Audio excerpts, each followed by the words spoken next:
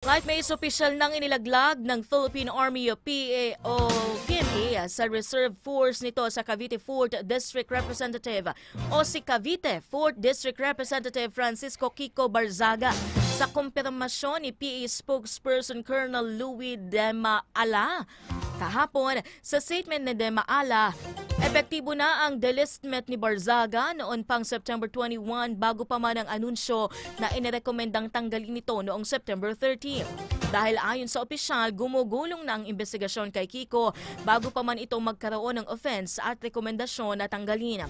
Bilang resulta, hindi na otorisadong magsuot ng military uniform at bawal nang maging regular o reserve force ng AFP sa hinaharap si Barzaga.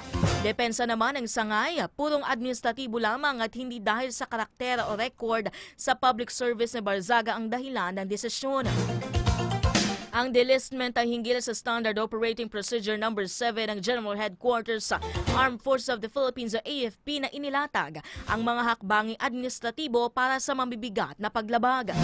Matatanda ang trending na Congress Miao ay na-enlist bilang private noong January 10, 2025 ng National Capital Region Regional Community Defense Group o NCRRDG, isang unit sa ilalim naman ng Army Reserve Command o RSCOM.